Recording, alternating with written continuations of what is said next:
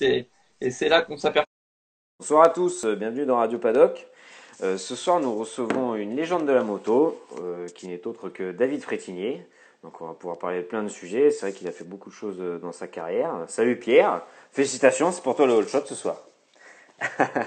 Donc, on va pouvoir parler de pas mal de sujets comme ça. J'espère que ce sera cool. J'espère que vous êtes chaud pour poser des questions. Salut Bastien, salut Julien, salut Maxime. On est là. Moi, j'attends tranquillement, comme d'habitude. Salut Valentin, que l'ami David débarque sur le live et après c'est parti. Hein. Salut Mini Coq. Le Aguilar Nicolas, il est là aussi, il est chaud. Je suis sûr il a déjà dû hercer son terrain lui pour la reprise la semaine prochaine. Hop là, salut David.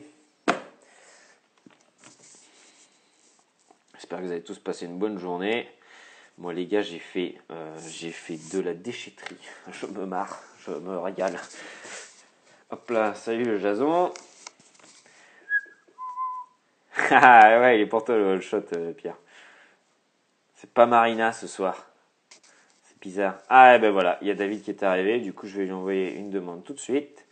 Et c'est parti. Paf. Allez. Ah, le Romain Kaila, il est aussi. Ah, il est en train de... Salut David. Salut! Tu vas bien?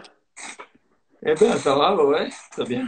La journée vient de se terminer. Voilà, je suis bien content d'être avec toi, d'être avec vous ce soir.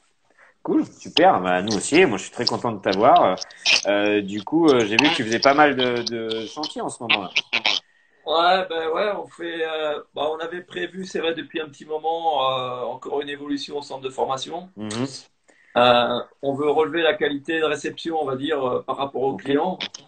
Et donc, c'est vrai que l'activité, quand même, ça demande aussi pas mal d'avoir une condition Mhm. physique, on va dire, raisonnable. Mhm. Je parle surtout pour les gens qui font du trail, si tu veux, ils sont pas forcément toujours bien entraînés. Bien Et sûr. l'idée, c'est de leur apporter, en plus de mon expérience techniquement, on va leur proposer de pouvoir faire un peu d'activité sportive. On est en train de construire une salle de sport. On Cool. fait une piscine avec nage à contre-courant. On va faire un espace détente, etc. C'est aussi un Ouais, lieu bon. où on va pouvoir bien communiquer et Mhm. échanger. C'est ça qui est important, en fait, hein, sur mon activité aujourd'hui. C'est échanger de mon expérience, bien écouter ce que recherchent les gens aussi Bien pour sûr. adapter mon travail et leur formation, qu'elle soit vraiment personnalisée. Donc c'est Ben, c'est aussi vrai. pour ça que, bah voilà, on a commencé les travaux, quoi. Donc Mhm. c'est pas il y a encore pas mal de choses qui vont avancer, mais voilà, ça fait petit à petit, tout doucement, on avance. Bah ouais, cool. Hein. De toute façon, ça va faire quelque chose d'assez complet, hein, comme tu es en train de le décrire. Donc, ça va être sympa. Ouais. Ça va être sympa. Mm. Bah, disons que après, c'est un outil de travail et Mhm. je pense qu'il faut qu'il soit aussi agréable pour moi comme pour les clients. Et Mhm. c'est ça qui va donner la chaleur de cet endroit, garder la convivialité, parce que c'est aussi ce que j'ai toujours essayé de mettre en avant. Mhm. Bien sûr, on travaille sérieusement, mais moi, je suis quand même quelqu'un de terrain. Et Mhm. donc, j'aime aussi la convivialité.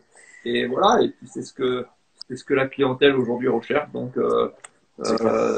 dans le sens Mm. de l'évolution et de Mm. tous les choses que je voulais apporter. Ok, cool.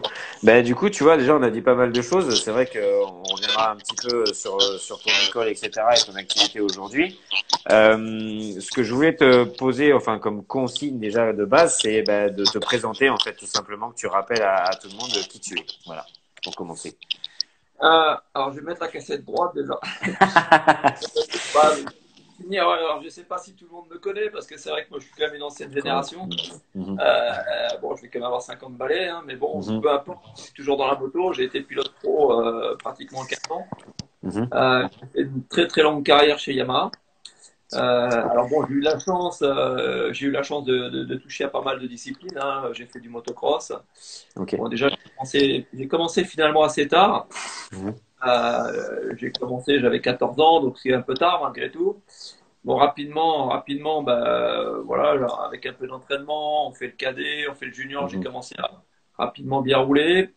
J'ai fait le championnat d'Europe. Donc, ce que peu de gens savent, j'ai été vice-champion d'Europe de motocross. Et Ok, puis après, d'accord.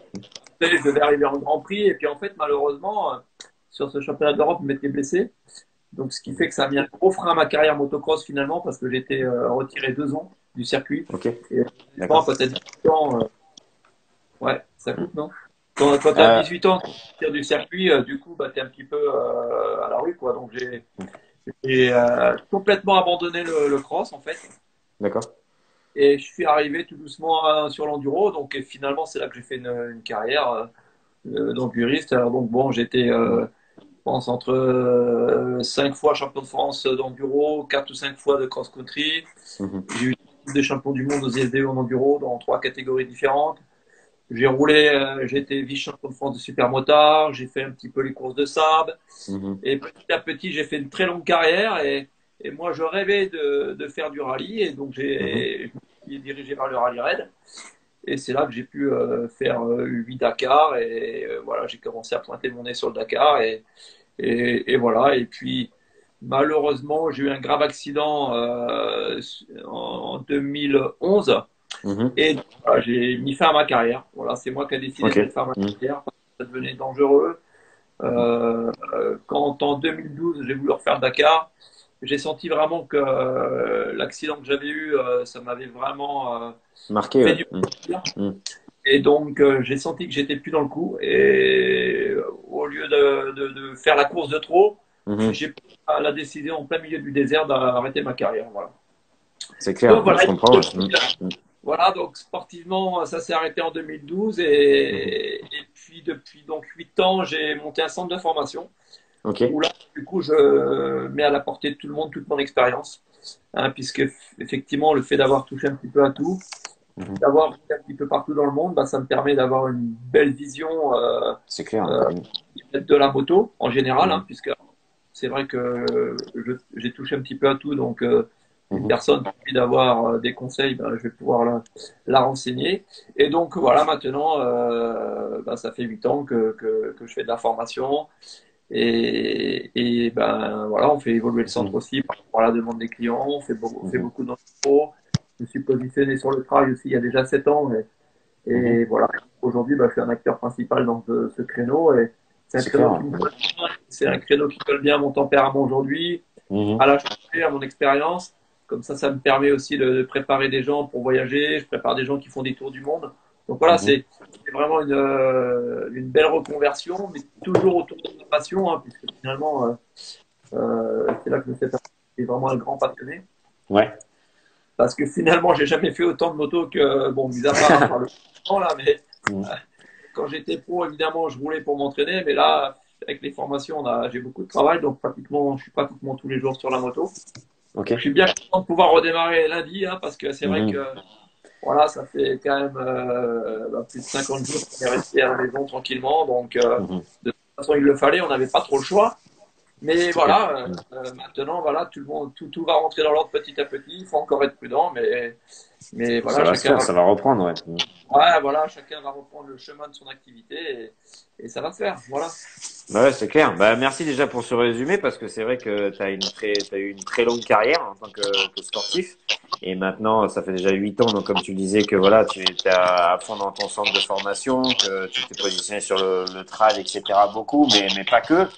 Et du coup, tu vois, c'est vrai qu'il y a quelqu'un qui a dit, là, pendant que t'expliquais tout, il y a Pierre Ourdin qui a dit, la 450 YAM de fret nous faisait rêver. Et c'est vrai que moi, le premier, quand j'étais en formation à GTR Performance, ils en avaient une, tu sais, en 2x2 que tu avais piloté une année. Et c'est une moto, c'est une légende, quoi. Elle est toute seule, quoi. Bah, c'est vrai que j'ai eu la chance d'avoir des prototypes. Mhm. C'est aussi l'avantage de pouvoir être pilote d'une marque, hein, c'est qu'on te donne bah, des moyens aussi. Et C'est clair. puis des gens avec qui tu vas travailler, avec des ingénieurs. Mhm. Et donc c'est vrai que pendant quelques années, j'ai eu des protos. Enfin, j'ai eu la chance de pouvoir faire des motos qui correspondaient vraiment à mon tempérament, à ce que j'aimais aussi. Ok. Donc, bon, la deux roues motrices, c'est un peu spécial, mais Mhm. c'est aussi un beau projet pour le développement. C'est toujours intéressant d'apporter aussi son expérience à un nouveau produit. Mhm. Donc, moi, tout simplement, parce que cette moto, elle m'a permis quand même de faire le Dakar. Et bon, moi, c'était un rêve de gosse, donc ça m'a permis, Mhm. avec Yamaha, de partir sur le Dakar et de continuer à développer cette moto. J'ai fait je suis pas à la France avec cette moto, j'ai fait de la course sur glace, j'ai fait le trophée Andros que j'ai gagné d'ailleurs sur une épreuve. Ça avait fait pas mal de polémiques d'ailleurs, j'ai fait le Touquet, j'ai fait pas mal de courses avec. Déjà pour essayer de comprendre comment elle marchait, en allant sur des disciplines différentes et des textures de différentes pour essayer de la faire évoluer. Voilà, malheureusement, le projet a continué, c'est dommage, mais je pense qu'il y avait des choses intéressantes à faire. Peut-être que même aujourd'hui, avec l'électrique, il y a peut-être qu'il peut y Chose à avoir faire aussi, ouais. voilà, maintenant, les marques travaillent aujourd'hui, il y a des services de développement donc, et la recherche développement, donc peut-être qu'un jour on reverra une moto de remotrice, je sais pas. C'est ça, peut-être, hein, peut-être. C'est vrai que je sais que je crois qu'ils avaient monté des kits sur des KT là pour des mecs qui font un peu des trips dans le désert là, justement avec un commutateur où ils montrent une vidéo quand le mec il est que avec la roue arrière, enfin avec la propulsion normale, il s'enfonce et avec la roue avant, hop, il arrive à avancer dans le sable. Mais c'est vrai que Ouais. ça reste, voilà, enfin très rare aujourd'hui quoi. Bah, disons que en traction c'est bien. Après Mhm. sur le fonctionnement, il y avait quand même des gros problèmes de suspension, notamment de la fourche, Mhm. et des problèmes de poids. En fait, le système, il fallait pas qu'il soit actif tout le temps. Et malheureusement, moi, c'est un petit peu ce que j'avais demandé aux ingénieurs, mais du coup, ça n'avait pas Mhm. pu se faire. Il y avait beaucoup de développement et ça coûtait trop cher. Bien Et à sûr. l'époque, et à l'époque, Collins souhaitait pas, enfin Yamaha souhaitait pas continuer, enfin souhaitait pas faire autant de frais, on va dire, hein, Mhm. pour apporter des solutions. Donc ça a mis ça, ils l'ont complètement arrêté. Mais à Mhm. la fois, c'est vrai que par contre, en motricité, même en enduro, j'ai fait, ah oui, j'avais oublié, j'ai fait une Mhm. course extrême aussi. Mais avec cette moto, tu grimpais aux arbres, c'était la folie, quoi. Donc, bon, c'était lourd, certes, Mhm. mais il n'y a que moi qui pouvais rouler avec ça. Ça pesait le poids d'un âne mort, mais bon, Mhm. malgré tout, ouais, j'étais vraiment intéressé par ce développement et ça me permettait aussi de m'ouvrir sur un travail qui était super intéressant. Mhm. Et moi, j'ai toujours été intéressé par ça, donc voilà, ça m'a apporté d'autres connaissances et notamment dans le travail de l'hydraulique, des suspensions et ça m'a servi toute ma carrière de toute manière. Ouais, bah après, de toute façon, toute l'expérience qu'on acquiert, je pense qu'elle sert, hein, quoi qu'il arrive. Mais Ouais, c'est voilà. vrai que ça devait être un truc intéressant, justement, de développer tout ça, de participer à tout ça. C'est vrai que c'est quand même assez particulier. Et depuis, et ça s'est pas refait, hein, comme tu l'as dit. Donc voilà, c'est vraiment particulier, quoi. Alors, ouais, il y a quand même une marque américaine, j'ai vu là, qui a Mhm. sorti un système sur une Honda, j'ai vu.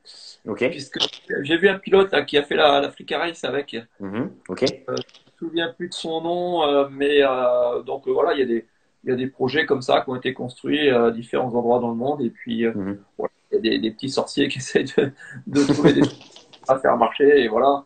Bon, c'est intéressant. Après, bon, que ça soit compétitif, non, mais par contre, Mhm. voilà, ça apporte quand même de la stabilité. C'était vraiment le plus quand même de ce système, de ce procédé. Mhm. Ça apportait vraiment de la stabilité et notamment dans le sable, ça évitait que l'avant s'enfonce et c'était vraiment top. D'ailleurs, moi, je me rappelle mon premier Touquet avec. Mhm. Euh, de mémoire, j'étais 3 ou 4 et puis il y avait tellement de bouchons, donc j'arrivais à passer facilement parce que finalement, je m'enfonçais pas. Et Ouais. puis, je vois encore, il y avait dans le public des gens qui venaient nous aider. Et puis, il y en a un qui arrive, il dit, ah, Frétos, je te tire. Il prend la durite Mhm. d'hydraulique, il tire dessus Ouais. et il me Il lâche. arrache tout. Oh là là. Là, je te dis pas, il a pris je sais plus combien de bars et de l'huile hydraulique sur lui, et c'était bouillant en fait, hein. Ah Je me bah suis ouais. même, j'avais eu peur. Bon, rien de grave parce que bon, c'est l'hiver, il était bien couvert. Mhm. Mais par contre, ça m'a permis de faire 2 heures sans, avec donc la moto qui était revenue en standard. Il faut Mhm. savoir que les deux roues motrices, on avait des suspensions super molles parce qu'en fait, avec la traction, la roue avant, quand j'accélérais, ça tirait la fourche, ça détendait la fourche. Donc Ouais. en fait, c'est un sitting vraiment spécial avec des ressorts Ok. super mous. Et là, du coup, j'avais plus de motricité, j'avais la moto qui était tout sur l'avant. Je dis pas, j'avais chopé pas du tout aux avant-bras, un truc de malade. Mais bon, J'ai quand même Tu fait m'étonnes. 4e avec cette moto, je sais pas comment j'ai fait. Hein. Ça, c'est clair, parce que bon, quand tu décris le truc comme ça, avec la moto qui, Ah du ouais, coup, ouais, mais bon, avance plus, et on compliqué. était énervés à l'époque, hein, donc voilà, il fallait y aller. Hein.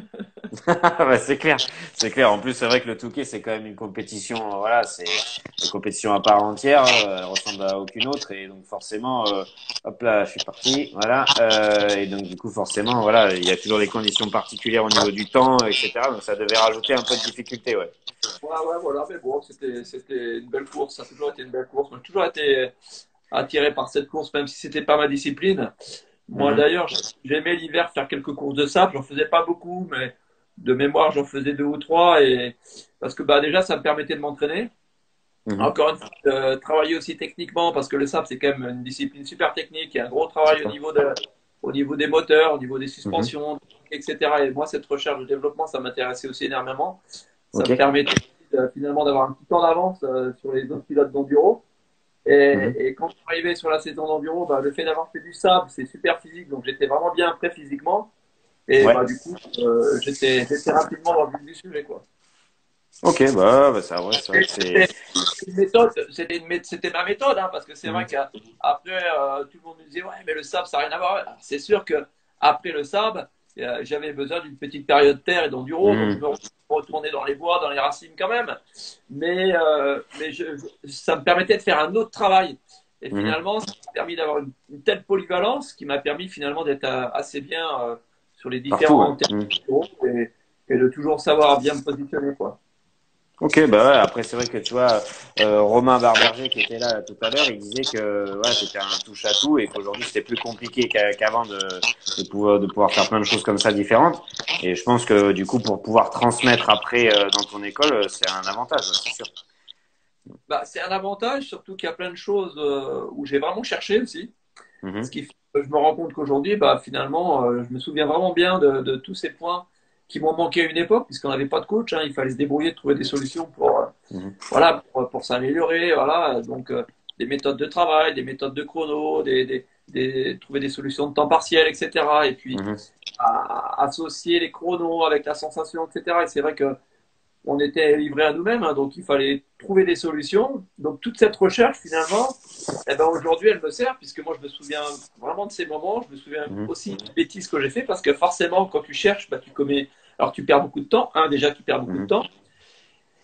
Et puis, bah, tu te rends compte à la fin de toute cette recherche, qu'est-ce qui a payé et finalement le temps que tu as perdu. Donc, aujourd'hui, ça mhm. permet d'avoir une analyse qui va être aussi plus précise et de bien, d'avoir un œil vraiment précis sur mes Mhm. formations. Bah, ouais, tu vois, bah, j'imagine bien. Hein, c'est vrai que forcément, ça fait beaucoup de connaissances et ça peut aider beaucoup de monde. Tu vois, il y a Paul Poiton qui est là justement et qui te remercie. Il dit Salut Fréto, c'est un mec en or. Merci pour tout ce que tu as fait pour moi. Salut Paul. Eh ben ouais, ben, j'ai fait connaissance de moi il n'y a pas très longtemps, finalement, parce que Mhm, ce que j'ai fait pour lui, je l'ai fait aussi par passion. Hein. J'ai vu que c'était quand même quelqu'un qui avait du talent, qui avait envie de faire mhm, des choses. Donc, on a un petit peu roulé ensemble. Moi, j'ai partagé mon expérience. Voilà, c'est aussi ça, hein, en tant mhm, qu'ancien pilote. Moi, c'est ce que j'ai toujours aimé, partager mon expérience. Et puis voilà, essayer de faire progresser les gens. Et c'est vrai que Paul, ben, il a fait partie, on va dire, des gens sur lesquels à un moment on s'est un peu rapproché. Et mhm. donc, voilà, donc non, non, je suis bien content qu'il s'en rappelle, d'ailleurs, c'est bien. Et donc non, non, voilà, encore une fois, il faut que les choses soient simples. Hein. Moi, j'ai toujours aussi fonctionné comme ça et au feeling. Voilà, Paul m'a plu, voilà, j'ai trouvé quelqu'un qui était engagé, qui avait envie d'apprendre, donc j'ai trouvé intéressant de pouvoir échanger avec lui et de pouvoir lui apporter un peu d'expérience. C'est clair parce que Voilà. du coup, en 8 ans d'encadrement, tu as dû avoir quand même pas mal de jeunes, ouais, ou de moins jeunes que tu as pu faire progresser du coup sur plein de choses. Alors c'est curieux parce qu'il n'y a pas Mhm. tant de jeunes qui font de la course qui viennent me voir en fait. C'est Ok. assez curieux. Alors d'ailleurs, je me suis posé la question à un moment, tu vois, Mhm. pourquoi? Parce qu'en fait, je passe beaucoup de monde à l'année. Hein, je fais vraiment beaucoup de travail. Donc tant Mhm. mieux, c'est super. Bien Mais, sûr. final- mais finalement, des pilotes qui roulent bien en enduro, qui sont proches des bons résultats, qui auraient besoin, on va dire, peut-être d'un œil extérieur et d'expérience, Mhm. ben, ils viennent pas forcément me voir. Alors j'ai formé des petits jeunes vraiment à leur début. Je ne sais pas si vous Mhm. connaissez Closier. Oui, si, moi je connais, ouais. Mhm. Alors, il y a Maxime et Clément. Alors, eux, moi, je les ai Mhm. eus en 65. Et c'est des Ok. petits copains aujourd'hui qui commencent aussi à bien, bien rouler. Mhm. Donc d'ailleurs, je vais les revoir là, parce qu'ils m'ont recontacté. Donc, alors, c'est pareil, il y a une relation qui se fait avec les gens, avec les parents, etc. Mais Mhm. c'est vrai que j'ai pas beaucoup de gens qui font de la course qui viennent me voir. Ok. Donc, bah, c'est tant pis pour eux, hein, parce que bon, Bah, c'est clair. moi, Mhm. à une époque, moi, j'aurais bien été content de pouvoir me rapprocher de quelqu'un Mhm. qui a d'expérience pour essayer de me faire gagner du temps, parce que finalement, ils vont gagner du temps et de l'argent, parce que C'est vrai. perdre ton temps, perdre ton temps déjà dans ta préparation, dans tes réglages, etc., ça a un coût. Et puis du coup, c'est pareil. Il y a le risque de chute si on ne travaille pas bien, de blessure. Donc Mhm. voilà, mais bon. Après, il y a aussi, j'ai quand même suivi quelques pilotes. Hein. Mhm. Bon, j'ai pas tous les noms là. Il y a Nicolas Mazière aussi qui était venu Mhm. pour quelques-uns. Bon, j'en ai eu quelques-uns, mais pas tant que ça finalement. Mhm. Ouais. Ok. Donc voilà. Alors peut-être qu'aussi, c'est vrai que moi aujourd'hui, ma philosophie n'est pas forcément d'aller sur les courses, hein, parce que Mhm. déjà j'ai pas le temps, parce Bien que j'ai sûr. vraiment en permanence, même si ça me ferait plaisir. Mais aujourd'hui, mon travail, il n'est pas d'être sur les courses à regarder les pilotes, il est plutôt ici à faire de la formation pour les gens. Eh Donc oui. c'est simplement mon choix professionnel qui est différent aussi. Mais n'empêche, ça pourrait fonctionner sur des formules personnalisées, Mhm. faire un travail vraiment pointu, parce que finalement, moi, la méthode de travail que j'ai mis en place, c'est celle que j'avais utilisée pour moi-même, et Mhm. ça fonctionne vraiment bien, quoi. Bah, c'est clair. Et puis bon, quand on voit la carrière que tu as eue avec les titres, etc., et puis tout ce que tu as fait, forcément que ça doit fonctionner. Après, tu vois, il y a Sonia Barbeau qui est là et qui te dit, moi, je vais venir et tu vas avoir grave du boulot. Merci, Frétos. Salut Sonia. Eh ben, tant mieux, mais moi je suis content d'avoir du travail. Je suis pas Ouais, tu inquiet, hein. m'étonnes. À chaque fois je trouve des solutions, parce que bien évidemment tous les gens qui viennent me voir, ils ont une Mhm. expérience différente. Sonia, elle a aussi de l'expérience sur d'autres disciplines. Donc, C'est clair. bon, bah voilà, elle va aussi, elle va forcément apprendre pas mal de choses. Mhm. Euh, Moi, je suis confiant par rapport à ça, parce que j'ai un bon coup d'œil. On a vraiment, j'ai construit un terrain Mhm. qui permet justement de travailler plein d'ateliers différents.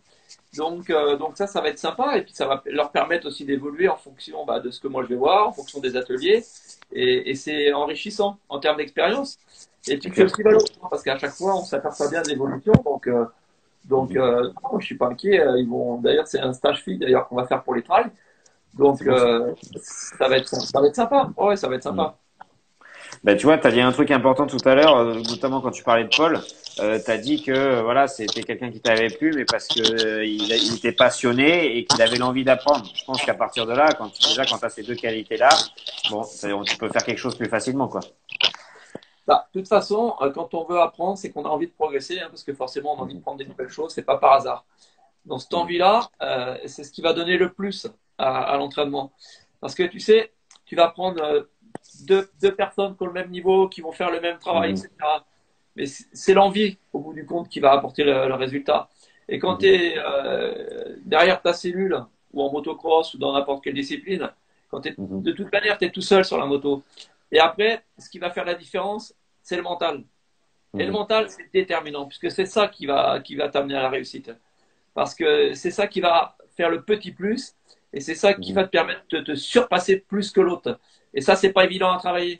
Bien sûr. Ouais. Et, Mhm. et ça, ben voilà, il y a aussi des méthodes de travail pour ça, et il faut trouver aussi la faille, parce que chaque personne fonctionne aussi différemment. Et donc, une formation, c'est pas la même pour tout le monde. Parce que, ben C'est voilà, clair. tout simplement, on a une expérience différente, on a un mental différent, et voilà. Ah, je vois qu'il y a Romain Duchesne qui est là. Salut C'est Romain. ça Ben oui. qui vient d'arriver. Ben justement, tu vois, il y Ouais. avait Thomas Destarac aussi qui avait dit, moi j'ai fait mon premier stage moto et j'ai eu un gros déclic. Merci David. Ah bon, bah super, tant mieux. Même moi, je suis vraiment content. Alors, c'est vrai qu'il y a plein de pilotes. Alors, comme je disais tout à l'heure, c'est pas forcément des bons pilotes ou des pros, mais des mecs qui vont Mhm. s'amuser en ligue, etc. Et moi, aujourd'hui, je leur demande de me donner un peu de nouvelles de leurs résultats. Et c'est vrai c'est intéressant. Et ça me permet aussi de voir le travail qu'on a fait ensemble. C'est clair, de voir l'évolution, de voir tout ça, ouais, l'investissement. Ouais. Moi, c'est ce que j'aime, c'est pas de voir passer du monde. Bien sûr que Mhm. c'est bien de passer du monde, et ce qui est important, c'est de voir qu'est-ce que je leur ai apporté, et aujourd'hui, voilà, comment ils s'en sortent, et surtout, ce qu'on va chercher là-dedans, c'est du plaisir. Parce Mhm. que rouler avec le plaisir, et ça, c'est vraiment la réussite, c'est ce qui va vraiment apporter le vrai plus dans l'évolution, et puis bah, forcément, bah, ça va permettre de rejoindre ce que je disais tout à l'heure, la Mhm. motivation et l'envie. Voilà. Ok. Bah ouais, après, je suis carrément d'accord avec toi. C'est vrai que le mental, ça apportera le petit plus qui va faire que tu vas te surpasser. Mais bon, de base, il faut être motivé, il faut y croire, il faut avoir confiance à la personne qui te donne des coups de bâton aussi, quelque part, hein. Ouais, Mais, vas-y, je il t'écoute. faut, il faut être sûr de soi, c'est-à-dire que Mhm. dans une moto, eh ben, tu vois, moi j'étais pinailleux sur plein de choses. J'avais mon cintre de guidon, je roulais avec mes pneus, Mhm. avec mes suspensions. Et tout ça, c'est plein de petits détails. Alors, c'est pas celui qui est le plus beau kit déco, hein, c'est pas ça qui est important, hein. C'est ce Mhm, bien sûr. que tu vas mettre en place parce que dans ton travail, il y a de la recherche. Et là-dedans, tu vas associer aussi un ressenti, un chrono, etc. Et là, tu vas sentir que tu as le bon réglage. Mais Mhm. le bon réglage, c'est ton bon réglage. Tu Et vois, ouais, c'est pas forcément le mhm, même pour tout le monde. Et c'est bien ça qui est sûr. important, d'avoir son réglage. Et après, quand tu es bien avec, forcément, quand tu arrives sur un événement, sur une course, quand tu Mhm. lâches l'embrayage à l'entrée de la spéciale, tu sais que tu es bien, tu es avec ta moto, tu as confiance en elle, tu sais comment elle va réagir. Donc là, tu ne te Mhm. poses pas de questions, tu t'amuses. Et là, tu peux Mhm. donner le maximum. Parce que C'est si clair. tu commences à rouler, et puis tu es un petit peu dans le doute, tu dis, ah, je sais pas si j'ai pris le bon pneu, j'ai le bon bib, ah, Mhm. les aujourd'hui, tiens, il est un peu dur. Mais là, c'est Mhm. fini. Là, tu es C'est clair. déjà Mhm. par virage derrière les autres. Mhm. Donc, voilà, et au bout de la spéciale, bah, tu es, à 11 secondes derrière. Donc, c'est tout ce petit travail, en fait, qui est important. Mhm. C'est ce qui est passionnant.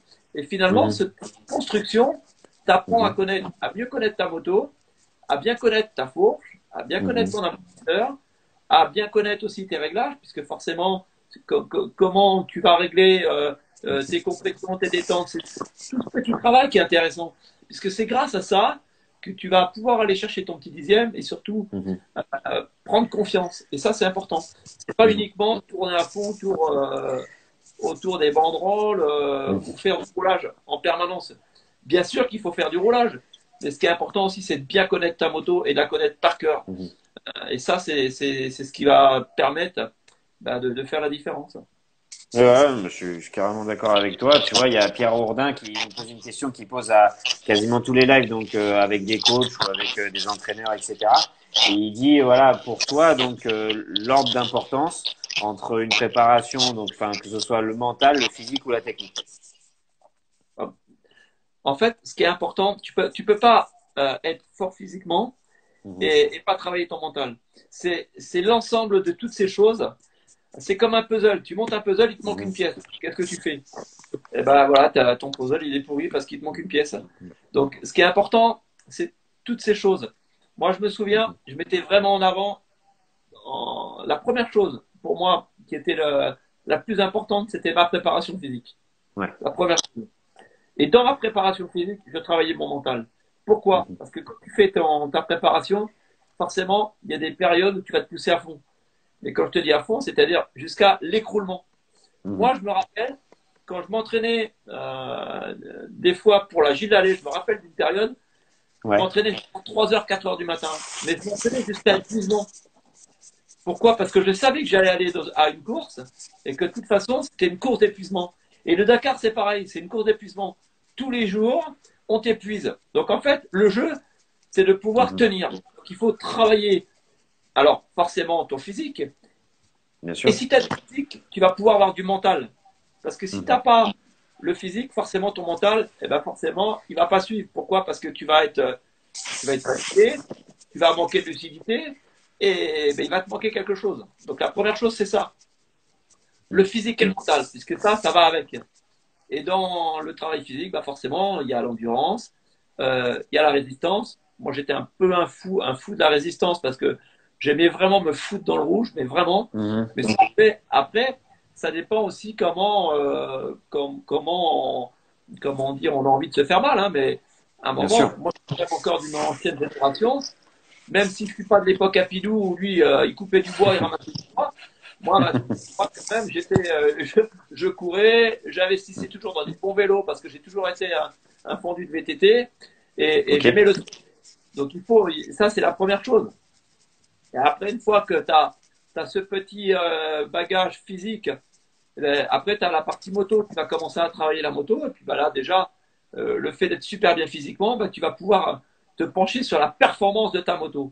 Et Mhm. du coup, tu vas faire évoluer ta moto, sachant que toi, tu es aussi au top physiquement. Et après, tu vas C'est ça. associer les deux, c'est-à-dire ta performance. Donc, dans ta performance, tu as aussi ta résistance, ta puissance musculaire, ta rapidité d'exécution de mouvement. Il y a toutes ces petites choses qui sont importantes. Hein, C'est puisque clair. c'est pas simplement, comment dire, avoir du physique, avoir des jambes, avoir des bras.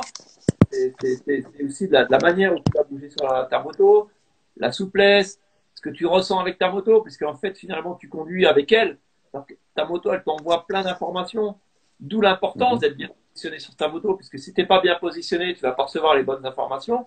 Si tu ne reçois pas les bonnes informations, forcément, tu vas pas bien te positionner. Donc, il va y avoir un petit décalage. Et si tu vas vite, ce petit décalage, paf, tu vas le payer. Il y a chute, il y a Mhm. glisse. La moto, elle va quitter le sol. Donc, c'est toutes ces choses qui sont importantes. Mais bon, on pourrait en parler des heures parce que c'est tellement C'est passionnant. vrai. Mhm. Moi, Mais bon, ça se voit, hein, ça se voit que ça te passionne, hein, ça, c'est sûr et dès certain. qu'on peut pas faire. Alors après, je t'ai pas parlé de la vidéo, hein, parce que après, moi, je faisais de la vidéo, je décortiquais. Et en fait, c'est ça, c'est un travail méticuleux. Il faut prendre le temps. Mhm. Et il y a pas de hasard. Euh, la moto, c'est aussi un sport d'équilibre. Il faut jouer avec les forces. Et quand on met en place les forces, bah forcément, il y a des placements. Ça veut dire aussi des bons appuis au niveau de la fourche, des bons appuis au Mhm. niveau de l'amortisseur, au niveau des pneus, au niveau des bibles, du choix des bibles. En fait, c'est toutes ces petites choses qu'il faut réussir à réunir. Donc, c'est Ouais. tout ce Ça, travail qui est passionnant. Et, ouais, et puis et ça fait pas mal de planètes à aligner, hein, quelque part, mais c'est des fois des toutes petites planètes qui, combinées toutes aux autres, ça fait la liste. ouais, mais voilà, c'est ça qui fait la différence. Mhm. Et tu peux pas arriver comme ça. Et puis, bah voilà, tout gagner, c'est pas possible. Chaque Ben, sportif, mhm. Mhm. forcément, au travail, on le voit. Bon, moi, je me suis complètement déconnecté de la course, donc c'est vrai que ça fait bien longtemps que Mhm. j'ai pas été en course. Donc, je sais pas du tout comment ils travaillent aujourd'hui, mais c'est vrai que de toute manière, on doit pas s'écarter de ce que je faisais à l'époque. Hein, quand tu Mhm. commences à travailler de la manière où je travaillais, moi, j'ai bien vu, ça a payé de suite. Et surtout, ça paye aussi dans la longueur parce que c'est ça qui est difficile. Tu gagnes une année, bon, Mhm. bah super, tu peux aussi avoir de la chance. Après, il faut travailler, il faut C'est gagner vrai. la deuxième année, la troisième année. Après, tu vas changer de moto, tu vas changer de cylindrée, mais il faut toujours gagner. Et puis, quand tu es un leader, ben, forcément, tu as de la pression. Il faut pas lâcher, il faut pas se laisser impressionner, ça parle. Donc, c'est aussi toutes ces Mhm. choses qu'il faut réunir. Mais bon, c'est ce qui est passionnant dans le sport de haut niveau. Hein. Moi, C'est vrai. j'ai eu la chance de pouvoir le vivre. Mhm. Et donc, voilà, c'était des moments fabuleux. Donc, aujourd'hui, c'est différent, mais c'est vrai que j'avais une vie quand même très active. Et Ok. aujourd'hui, bah, c'est à fond, hein, le centre. Mhm. Moi, autant avec mes stagiaires, quand ils viennent, on s'ennuie pas. Hein. Donc, Mhm. on s'ennuie pas parce qu'on vient chez moi pour bosser, on vient pas chez moi pour glander, ça c'est sûr. Bah, c'est clair. Et puis bon, tu sais que de toute façon, au-delà du fait que forcément ton nom dans le milieu de la moto, il est quand même très connu de par tout ce que tu as fait, toutes les années de compétition, etc. Voilà, je pense que les gens qui viennent chez toi une fois et qui reviennent après, c'est parce qu'ils sont contents de ce que tu leur proposes et qu'ils voient une vraie différence, comme tu disais tout à l'heure, de pouvoir avoir le suivi, de pouvoir avoir des nouvelles, etc. Même si t'as pas forcément le temps d'aller sur les courses, c'est quand même super intéressant cette relation de confiance qui s'installe et l'échange qu'il y a avec les gens.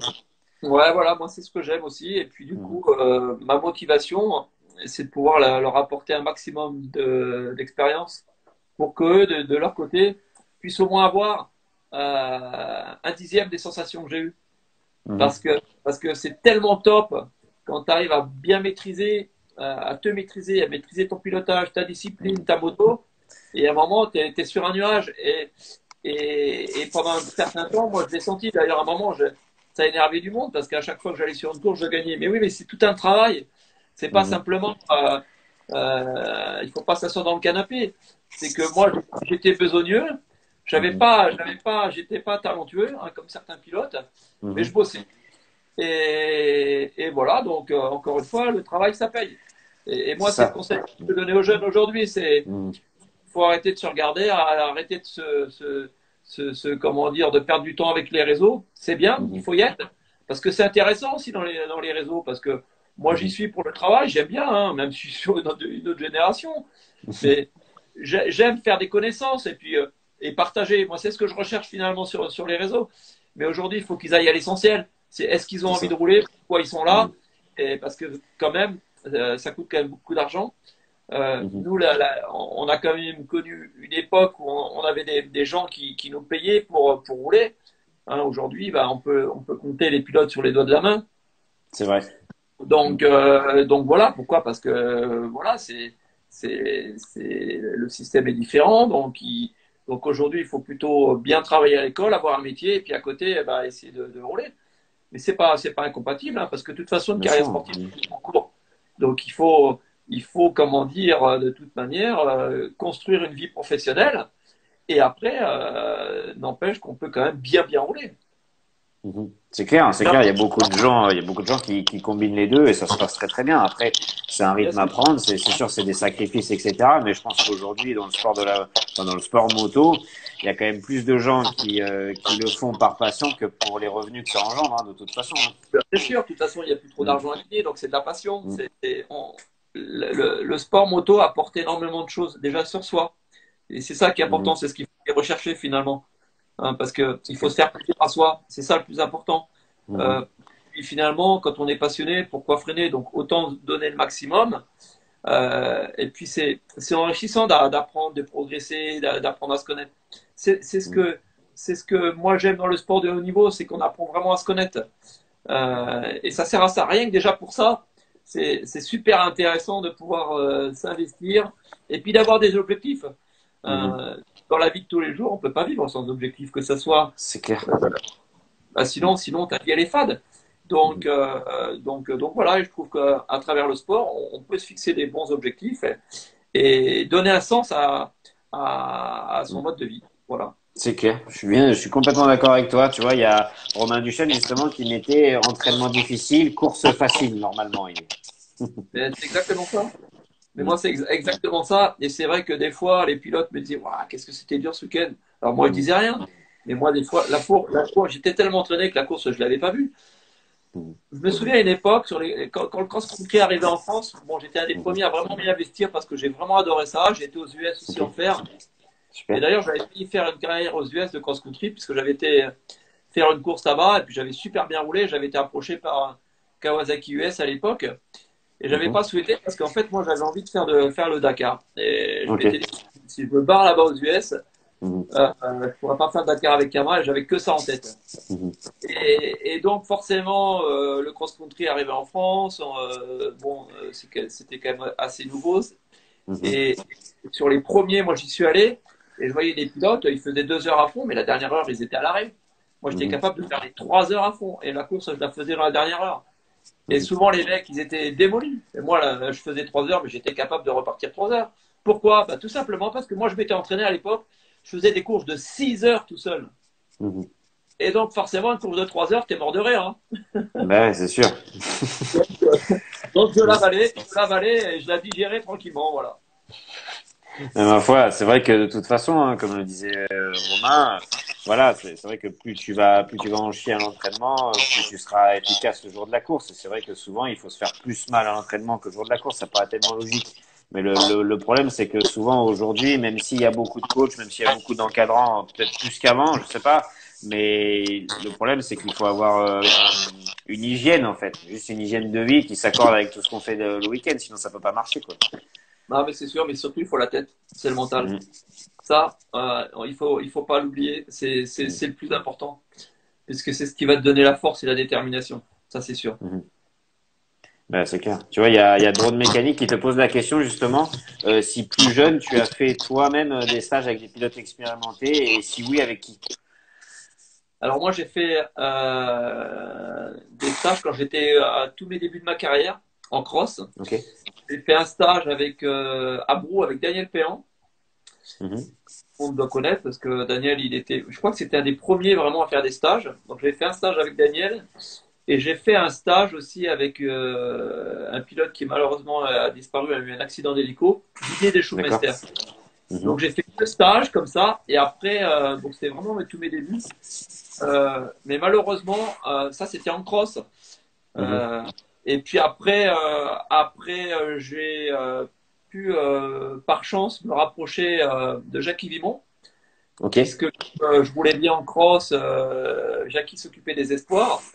Et donc à l'époque, j'étais un espoir. Et quand je faisais le championnat d'Europe, on avait fait quelques petits stages, on va dire. Mhm. Et c'était, je pense, au début des stages d'équipe de France. Ok. Donc voilà, donc j'en ai pas fait beaucoup, mais ça a été vraiment bénéfique à chaque fois. Et à chaque fois que je Mhm. revenais d'un stage de 2 jours, on progressait énormément. Pourquoi? Bah, tout simplement parce qu'on avait en face de nous des gens qui avaient de l'expérience, qui nous Mhm. regardaient, qui nous mettaient en place des méthodes de travail. Et moi, je me rappelle, avec Jackie, j'avais appris à vraiment faire des chronos. Et ça avait tellement bien marché. Il m'avait surtout bien cerné. Et surtout, il avait bien vu mon mode de fonctionnement. Je me rappelle qu'après, sur les épreuves de championnat d'Europe, parce qu'à l'époque, les qualifs étaient au chrono, à Ok. chaque fois, je faisais la pole. Donc, Mhm. il avait réussi à me déclencher mentalement et j'arrivais à rouler à 120%. Mhm. Mais ça, ton chrono, tu ne fais qu'une fois, c'est un tour. Bien Mais sûr. mentalement, il faut être prêt, il faut être sûr que tu connais ton terrain par cœur, ta trajectoire par cœur. Je travaillais pas mal aussi la mémorisation Mhm. et du coup, ça, je l'ai appris aussi avec Jackie, ça m'avait apporté un vrai plus. Donc voilà, sinon après en enduro, j'ai pas de mémoire. Mhm. Euh, Ça, d'avoir fait de formation, je réfléchis parce que bon, j'ai fait une carrière tellement longue que je me souviens plus trop.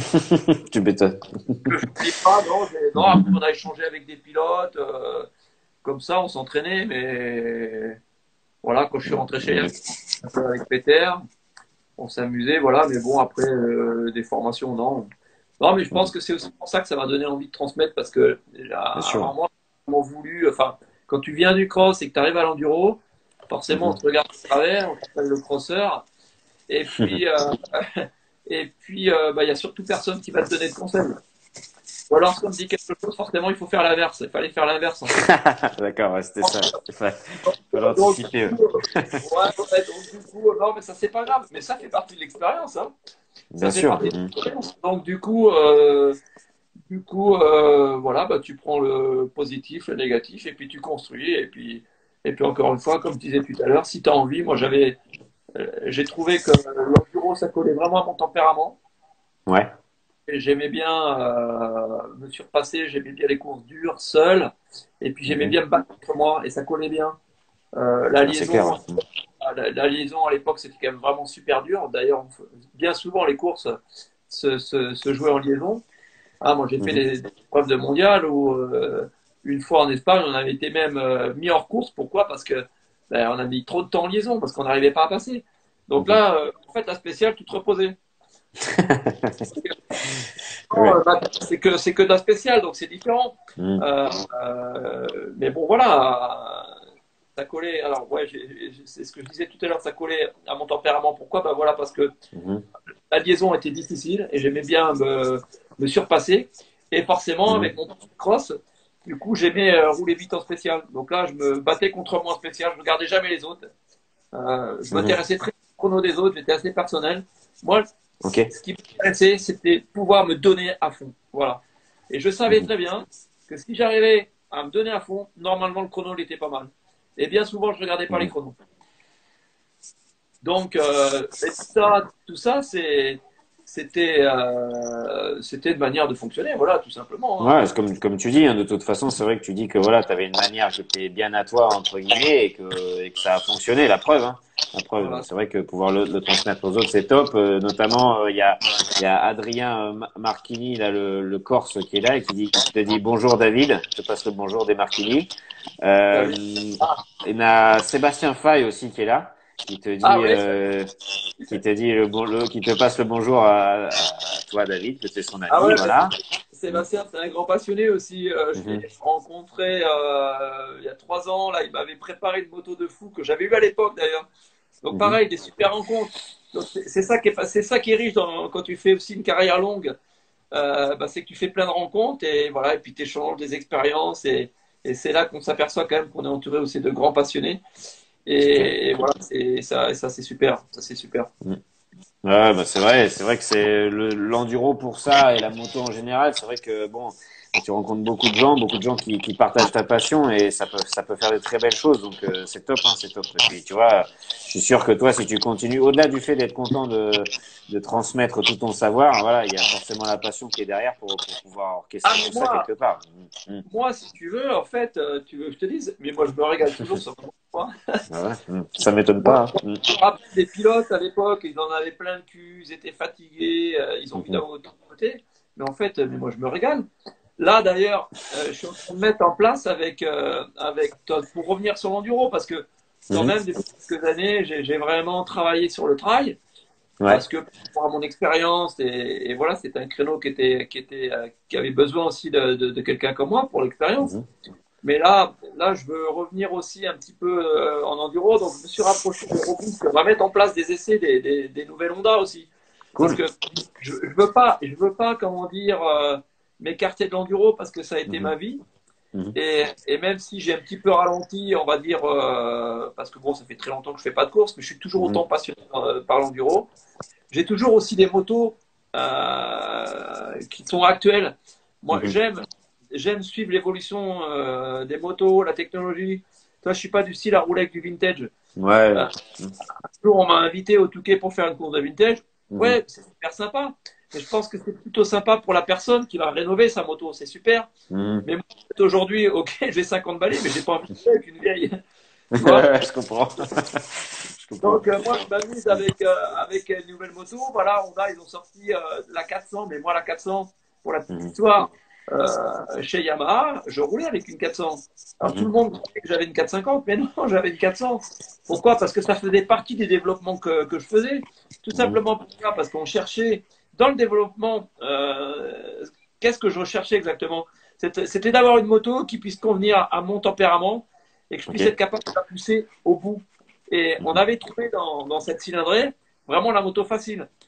On n'avait pas trop d'inertie, elle était agile, on Mhm. avait gagné un petit peu de poids, mais surtout on avait gagné en motricité. Et Ok. là, le 400 RX, c'est exactement ça. Donc, de suite, mon choix, il s'est dirigé vers cette moto pour ces raisons, parce que je suis convaincu. Donc, la moto, je l'ai essayé là, il n'y a pas très longtemps. Comment dire, un stagiaire qui est venu avec une 400. Donc, Mhm. c'est là que j'ai vu cette moto, elle était extraordinaire. Et j'ai voulu, moi, en avoir une et pouvoir la mettre aussi en essai. Donc, Mhm. avec Euroboost, on va mettre ça en place. Ça va démarrer Super. bientôt. Mhm. Ça veut dire que si un client veut essayer, il passe par le réseau et il va s'inscrire sur des créneaux horaires qu'on va mettre en place. Et moi, je vais Cool. consacrer une journée entière pour faire des Mhm. sessions. Donc là, ce qui va être sympa, c'est que, bah, ils vont pouvoir essayer autant la 250, la 300, Mhm. la 400, la 450 XR. Vraiment pour voir la différence, ouais. Voilà. Et l'idée, c'est vraiment de leur faire essayer une moto, mais de faire un vrai essai. C'est-à-dire qu'on va Mhm. aller sur le centre, on va faire de la liaison, on va faire de la spéciale, on va faire du franchissement. S'ils veulent Mhm. faire un peu de sable, on va faire du sable pour vraiment qu'ils se rendent compte de la moto. Et Mhm. voilà. Et normalement, ils vont être séduits. Puisque franchement, la moto, elle est top. Donc voilà, l'idée, Mhm. c'est ça. C'est aussi de dynamiser un petit peu ce réseau et voilà. Et puis, apporter mon expérience, Mhm. puisque il faut qu'elle serve à ça. Et moi, je suis encore un grand passionné. J'adore rouler en enduro, même si aujourd'hui, je roule plus trop parce que pour moi, la performance, elle n'est pas là, mais je suis toujours le cul sur la moto. Donc, je sais encore comment ça marche. Donc, Bien sûr, ouais. c'est ce côté passionné qui m'a permis de mettre ça en place. Donc, on va voir comment ça va fonctionner. Bah, c'est top, hein, franchement. Tu vois, moi, le premier, c'est vrai que j'avais déjà zioté pour venir participer à titre personnel à un de tes stages. Je pense que je viendrai en faire un, tu vois, avec plaisir. Ce sera cool de te rencontrer pour ça, etc. Et puis de Ah bah voir un bon. peu, voilà, comment tu fonctionnes, comment tu amènes les Ah, choses et donc, tout ça. C'est toujours intéressant, quoi. T'as dit quoi? donc, cuisine. C'est ça. Préparation physique dans la piscine, y a pas de souci. Mais tu vois, justement, pour rebondir un peu sur ça, sur les choses un peu dures, un peu exigeantes, il y a Drone Mécanique qui est là et qui te pose une question. Il te dit la course la plus dure ou la plus exigeante que tu aies faite. Ah, c'est Dakar. Le Dakar, hein, je ne me trompe pas. Voilà, Ouais. la réponse, je te la donne de suite. Pourquoi? Parce que Mhm. déjà, déjà c'est super long. En fait, Mhm. c'est ça la difficulté. Parce que, tu sais, moi, quand je suis arrivé sur mon premier Dakar, bon, j'avais déjà fait une belle carrière, hein, puisque je suis arrivé sur mon premier Dakar en 2004. Donc, j'avais fait Mhm. déjà des figures, des gilets allées classiques, etc. Même si j'étais pas un grand spécialiste, à chaque fois que je me présentais à la gilet allée, je terminais sans Mhm. forcément m'entraîner, parce que moi, je m'entraînais pas pour cette course. Je Ok. m'entraînais pour la saison. Bon, mon programme, il Mhm. était plutôt sur la saison, parce que c'est vrai qu'à Mhm. l'époque, qui s'entraînait uniquement pour cette course, bah forcément, il compromettait la saison entière. Mhm. Moi, je privilégiais plutôt la saison. Mais sans hésitation le Dakar. Alors pourquoi? Bah, déjà parce que, un, c'est long, c'est super dur. Mentalement, c'est Mhm. vraiment dur parce que franchement, quand tu es entre 12 heures et 16 heures sur ta moto par jour, hein, suivant les Ouais, c'est étapes, énorme. Mhm.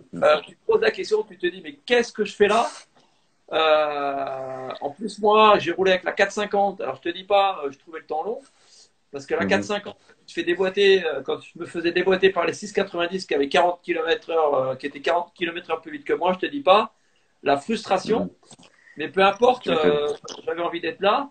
Et puis le danger, parce que c'est super dur de rouler vite, sans savoir où tu vas mettre tes roues, sans savoir ce qu'il y a sous le sable.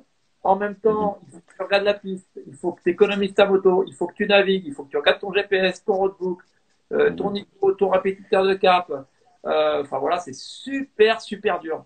Mhm. Donc, c'est aussi pour ça d'ailleurs que j'ai aussi commencé à faire des stages de rallye raid parce que c'est tellement Ouais, dur que exactement. tu peux pas te présenter sur un rallye comme ça. Mhm. Parce que sinon, ou alors tu es inconscient parce que c'est tellement Mhm. dangereux. Il faut quand même savoir, il y a des méthodes de navigation, il y a des méthodes de travail et il faut s'entraîner parce que sinon c'est trop dangereux. Bah, c'est clair. Tu vois, dans une des premières semaines du live, j'ai eu la chance d'avoir Laurent Lazare dans le live. Et Ouais. donc, il expliquait qu'il a fait 12 fois le Dakar et qu'avant de se présenter sur son premier Dakar, il avait fait 25 courses de rallye raid pour être sûr de ce qu'il allait faire. Donc voilà, après, le mot que tu répètes souvent, c'est le mot travail. Et je pense que c'est la clé, dans le sens, voilà, c'est sur quoi toi tu t'es basé pour que ça fonctionne. Mais c'est vrai qu'il y a tellement de choses à apprendre quand tu arrives et que tu es un novice, il y a tellement de choses à appréhender pour pouvoir être efficace surtout. Enfin voilà, comme tu dis, je pense qu'il faut être un peu inconscient pour le faire comme ça, à la va-vite. Voilà, je m'en foutiste, quoi, c'est pas possible. Bah, disons que, il y en a qui le font, mais bon, ben, on voit les Mhm. accidents. Hein, le problème, c'est que c'est tellement rapide. Moi, à l'époque, avec le 450, quand j'étais à 140, j'étais vite. Hein. Mhm. 140, Ouais. 150. Quand tu vois Mhm. aujourd'hui la 450 Honda, ils prennent 180 km/h. Donc, les autres Mhm. motos, ils sont pareils. Donc, Mhm. voilà. Donc, je crois que David Castera, là, il est en train de voir pour réduire la vitesse max. Donc, ça, Ouais, c'est il important. cherche des C'est pas. choses, ouais. Mhm. Ouais, j'ai entendu dire aussi qu'ils voulaient mettre des gilets airbags aux pilotes et tout Ouais. ça. Donc, de toute façon, il faut faire quelque chose. Aujourd'hui, on ne peut pas laisser des pilotes se blesser comme ça. C'est fini. À C'est l'époque, clair. bon, à l'époque, il y avait des pilotes qui se blessaient. Bon, ça pouvait passer. Aujourd'hui, c'est vraiment mal vu, malvenu. Mhm. Euh, il faut avoir cette réflexion. On peut plus laisser les pilotes comme ça se blesser, voire se tuer. On voit encore cette année Mhm. ce qui s'est passé. Je pense il faut Mhm. plutôt penser aux pilotes qu'à la course. Mhm. Malheureusement, et je pense que le Dakar, depuis quelques années, avait vraiment perdu le fil de ce qu'était vraiment le Dakar. C'est vraiment super ce que David ait Mhm. pris les rênes Je parce que je vois. pense que lui il a vraiment un super coup d'œil. Il va savoir à mener du nouveau Mhm. et refaire partir la course. Parce que moi, je ne te cache pas que depuis 3-4 ans, j'avais plus du tout envie d'y aller. Ouais. Parce que je l'ai suivi, j'ai formé quelqu'un il y a 4 ans aussi pour le Dakar. Donc, je l'ai coaché sur la course, sur l'épreuve. Mhm. Et franchement, la course, elle avait complètement bougé. C'était plus du tout l'épreuve que moi je connaissais et je me suis pas du tout retrouvé dedans. Mhm. Donc c'est vraiment bien qu'aujourd'hui ça puisse revenir à ses origines. Enfin, au maximum. Ouais. Je pense que Ouais, ça va. ouais. Je pense Amener que du nouveau et que ce soit dans le bon sens, quoi. le bon sens, c'est d'aller dans le sens de la sécurité. et garder de l'intérêt à la course, hein, et surtout pas éviter de faire peur aux pilotes parce que quand on voit tous ces accidents, voilà, ça doit plus exister. Et ça veut dire quoi? Ça veut dire qu'il faut mettre en place des nouveaux parcours. Il faut arrêter de mettre les mecs à bloc sur les pistes, surtout sur des pistes qui sont trop dégradées, parce que de toute façon les mecs ils mettront à fond. Donc il faut que au départ, quand il construit la piste, bah, il faut prévoir tout ça. Et je pense pas, David, c'est sûr, lui il a ce coup d'œil, donc il va vraiment apporter un vrai plus. Et donc le Dakar, je pense qu'il va remonter en puissance et puis remettre aussi le pilote en valeur et puis éviter de voir tous ces accidents. Parce que moi, quand je vois tous ces accidents-là, ça me fout vraiment les bouts parce que le Dakar, c'est pas une course pour que les pilotes se blessent. Bien sûr que c'est dangereux, mais on le sait. Mais il y a des solutions. C'est clair. De toute façon, il y aura toujours des solutions pour améliorer les choses. Tu vois, Sonia, elle dit, ça va trop vite maintenant, les amateurs se font aussi mal car la Vmax est trop haute. Faut changer le road trip peut-être, enfin, pour du moins roulant, etc. Tu vois, peut-être, c'est vrai qu'ils ont parlé de changer la navigation, de trouver, de faire des choses plus sinueuses, de moins faire des étapes aussi longues et aussi rapides. C'est vrai qu'il y a beaucoup de choses à faire, mais après, Voilà. je suis d'accord avec toi que David, il sait ce qu'il a à faire, hein. Ouais, il connaît, mais je pense qu'il faut remettre de la technicité parce que finalement, le rallye, c'est pas technique, c'est de la vitesse. Donc, ça veut dire qu'il faut utiliser le terrain. C'est-à-dire que le terrain, il a des dénivelés, il va avoir ses difficultés de par la nature du sol aussi. Et il faut qu'il joue avec ça. Et je pense que c'est ce qu'il va faire pour éviter bah voilà, que les mecs soient à bloc sur les pistes. Parce que de toute façon, le pilote, lui, la moto, il la poussera à fond. Et Bien les sûr. amateurs, et les amateurs, ou ou pas forcément un amateur, mais le pilote qui a un peu moins d'expérience, comme c'est pas technique, lui met à fond. Et c'est ça en fait le danger. Hein. Bah, si l'œil voit pas de danger, bah, les mecs ils mettent à fond. Et voilà, moi c'est pour ça que je me souviens à l'époque quand même, je roulais à l'œil. Bien sûr, je suivais le roadbook, mais dès que l'œil détectait une nature de sol ou une couleur différente, de suite, bah, je ralentissais, je faisais attention. Et on peut pas rouler autrement que comme ça, parce que sinon, voilà, on voit tous ces accidents, quoi. Donc, C'est clair. les motos, elles sont capables d'aller très vite, les suspensions, elles sont tellement performantes. Aujourd'hui, c'est tellement performant que c'est l'homme qui est dépassé. C'est Donc, vrai. euh, donc voilà, autant nous, enfin, moi quand même, la moto, j'arrivais à la pousser à fond.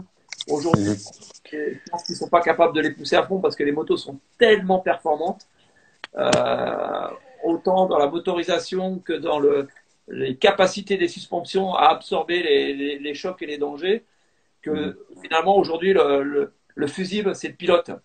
Donc C'est vrai. c'est là-dessus qu'il faut travailler maintenant, c'est sur le pilote. Le pilote. Mm.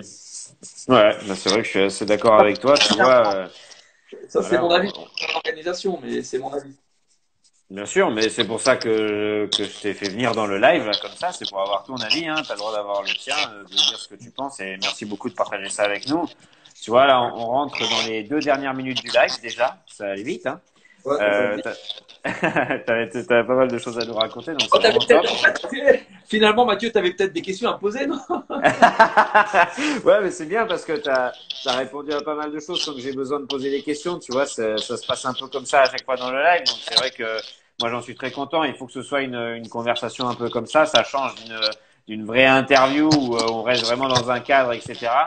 Moi, il y a de très belles choses que tu as dit qui sont sorties sur l'encadrement, sur ta méthode de travail, sur ton école, sur toute ta carrière, etc. Voilà, pour moi, l'objectif il est atteint, hein. J'ai pas, tu vois, je suis très content. J'ai appris plein de choses. Les gens aussi, ils sont là, ils partagent, ils posent des questions, donc c'est le but, hein, c'est parfait. Du coup, tu vois, moi, je vais arrêter de discuter et je te laisse juste le mot de la fin. Il reste 1 minute 25. Voilà, j'ai le décompte en face de moi. Ah bah non, bah, le mot de la fin, je voulais te remercier de m'avoir invité et puis d'avoir pu échanger, on va dire, sur la moto en général, hein, finalement, l'enduro, le rallye, le touquet, Mhm. etc., tout ce que j'ai pu faire. Non, voilà, ce que je peux dire, c'est que conseiller surtout les jeunes, c'est de faire Mhm. attention, c'est qu'aujourd'hui, ben, le territoire hein, devient Mhm. de moins en moins vaste pour rouler, donc il faut essayer de bien respecter. respecter les chemins, respecter les endroits pour rouler, puisque aujourd'hui la nature elle est tellement fragile qu'il faut vraiment faire attention. Parce que ça c'est important, il faut la préserver, on en a besoin pour rouler. Et donc il faut essayer de la préserver, l'entretenir, hein, et puis surtout de faire attention et respecter, hein, puisque quand même, bien souvent, ben, quand on est dans les chemins, ben, on va rencontrer des Mhm. marcheurs, des vététistes, etc. Donc faites bien attention. C'est important le respect, chacun à sa place, chacun comment dire, profiter de cette nature. Mhm. Elle est d'ailleurs faite pour ça. Il faut l'utiliser, mais il faut pas la Mhm. dégrader. C'est Et ça, ça. c'est important. Ça, c'est important. Voilà, sinon, bah voilà, ce que je peux leur dire, bah, c'est Mhm. qu'il faut Mhm. continuer de s'entraîner, amusez-vous bien, prenez Mhm. du plaisir à faire de la moto surtout, C'est parce que ça. quelle chance C'est on a clair. vraiment Il reste de 5 secondes, marcher. David, ça va couper. Merci beaucoup. Bonsoir à tous. Bienvenue dans Radio Paddock.